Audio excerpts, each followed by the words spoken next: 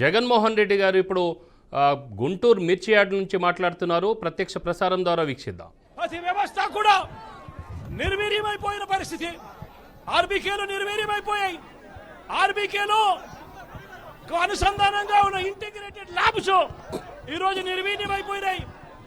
గతంలో ఎవరైనా కల్తీ విత్తనాలు అమ్మాలనుకుంటే ప్రభుత్వం ఉంది అని చెప్పి భయపడే పరిస్థితి నుంచి ఈరోజు యథేచ్ఛగా ప్రభుత్వమే దగ్గరుండి ఆర్బీకేల ద్వారా ఎరువులు సప్లై, విత్తనాల సప్లై ఆపేసిన కార్యక్రమం జరుగుతూ ఉంది.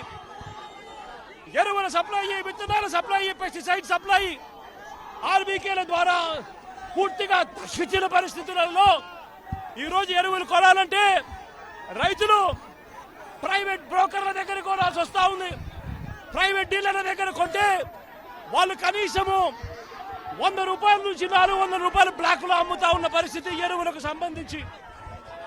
ఈరోజు క్వాలిటీ కంట్రోల్ చేసే విషయంలో ప్రభుత్వం పూర్తిగా ఫెయిల్ అయిపోయిన పరిస్థితి కనిపిస్తా ఉంది.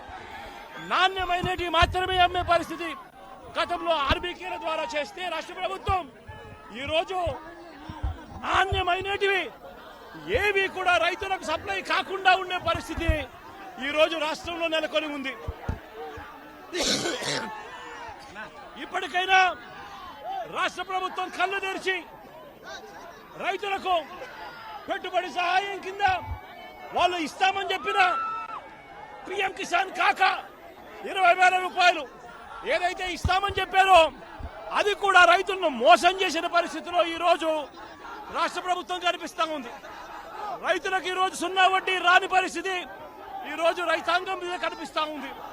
ఈ రోజు ప్రతి విషయంలోనూ కూడా రైతులు ఈ ప్రభుత్వంలో నష్టపోయిన పరిస్థితుల మధ్య చంద్రబాబు నాయుడు గారు ఇప్పటికైనా కళ్ళు తెరవాలి, గుంటూరు మిర్చి యార్డుకు రావాలి, వచ్చి రైతుల కష్టాలు తెలుసుకొని రైతులకు కనీస గిట్టుబాటు ధర వచ్చే విధంగా రైతుల కోసం చంద్రబాబు నాయుడు గారు గట్టిగా నిలబడకపోతే తీవ్రమైన పరిణామాలుంటాయి.